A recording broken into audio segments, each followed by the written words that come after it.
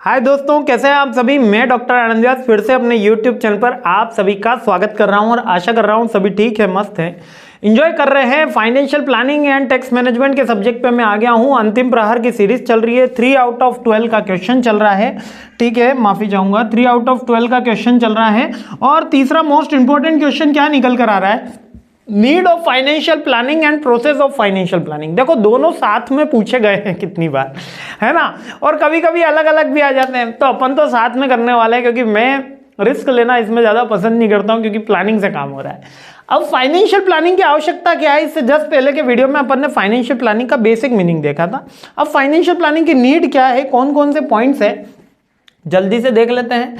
सबसे पहला, effective managing our डेप्ट, यानी कि डेप्ट जो है हमारे पास, कर्जा जो रहेगा, उधार जो रहेगा या पैसा जो रहेगा, डेप्ट या एसेट्स भी कह सकते हो यहाँ पे, ठीक है, एसेट्स, दोनों चीजों की इफेक्टिव मैनेजमेंट करने के लिए मेरे को फाइनेंशियल प्लानिंग करनी होगी। इसके अलावा राइट फाइनेंशियल प्रोडक्ट बाय करने। राइट फाइनेंशियल प्रोडक्ट क्या होते हैं? फाइनेंशियल प्रोडक्ट एन नंबर, सिर्फ एफडी फाइनेंशियल प्रोडक्ट है, एलआईसी फाइनेंशियल प्रोडक्ट है। एलआईसी में मतलब काइंड ऑफ इंश्योरेंस, एलआईसी में तो 1000 काइंड ऑफ फाइनेंशियल प्रोडक्ट है, ठीक है। एसेट्स, कोई भी लैंड, बिल्डिंग, प्लांट, मशीनरी जो है फाइनेंशियल प्रोडक्ट है। कॉमर्शियल प्रॉपर्टी फाइनेंशियल प्रोडक्ट है। म्यूचुअल फंड फाइनेंशियल प्रोडक्ट है। डिबेंचर फाइनेंशियल प्रोडक्ट है। प्रेफरेंशियल फाइनेंशियल प्रोडक्ट है। लोन फाइनेंशियल प्रोडक्ट है। तो हम किसके अंदर इन्वेस्टमेंट करें जो हमको एक्सिमम रिटर्न दे सके और हम इसका बेनिफिट उठा सके, इसके लिए हमको फाइनेंशियल प्लानिंग करनी होती है। विदाउट थिंकिंग, अरे पैसा पड़ा है, ऐसा करो कि ये लैंड खरीद लो। पुराने जमाने में सिंपल साइकोलॉजी थी कि पैसा आया लैंड खरीद लो, क्योंकि जो लैंड है, जो भूमि है, उस पर कोई आपको कुछ प्रिपरेशन नहीं करनी, कुछ उसको सेव करके नहीं रखना।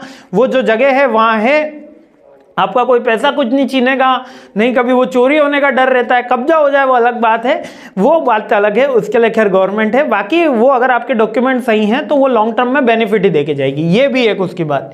दैट इज फाइनेंशियल प्रोडक्ट पसंद करने के लिए। और सही फाइनेंशियल प्रोडक्ट, अगर हमने शेयर ले लिए, मान लो कि अभी आपने वोडाफोन आइडिया के शेयर उठा लिए 1 लाख रुपए के, क्या हो गए, बर्बाद हो गए 1 लाख के। 10,000 भी नहीं मिल रहे मार्केट में, 10% भी शेयर नहीं रहे। तो फाइनेंशियल प्रोडक्ट के अपन को जानना जरूरी है।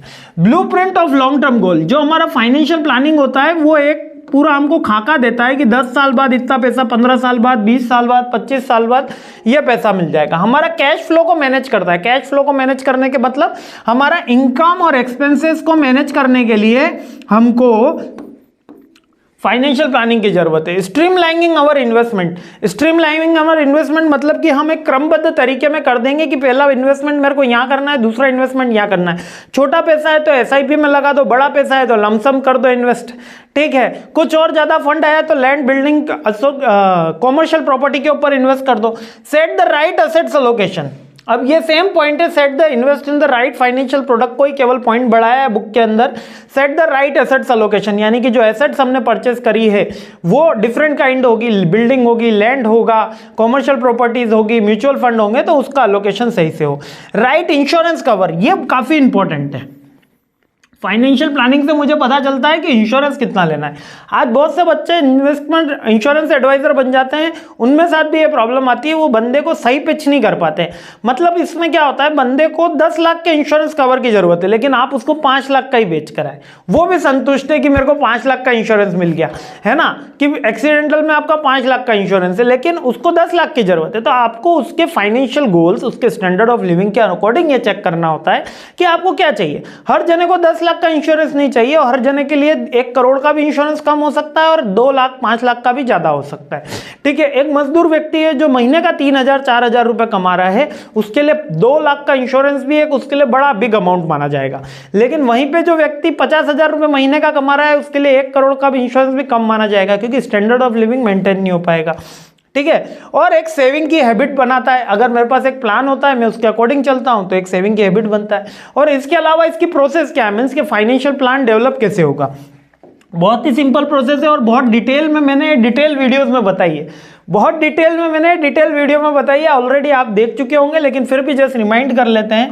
सबसे पहला मैं ऑब्जेक्टिव फिक्स करूंगा। याद रखना, प्लानिंग की फर्स्ट प्रोसेस, कहीं भी कर रहे हो प्लान, भले वो फाइनेंस में कर रहे हो या एचआर में कर रहे हो, पहली प्रोसेस हमेशा ये होती है कि ऑब्जेक्टिव को अपन को फिक्स करना होता है कि मेरे को ये फाइनेंस करना क्यों है, मैं क्या कहता हूं, फाइनेंस करना क्यों है, इन्वेस्टमेंट करना क्यों है, फाइनेंशियल प्लानिंग। 10 साल के बाद पैसे की रिक्वायरमेंट कितने की रिक्वायरमेंट है, 1 लाख, 2 लाख, 5 लाख, 10 लाख, उसके अकॉर्डिंग ही तो मैं प्लान कर पाऊंगा।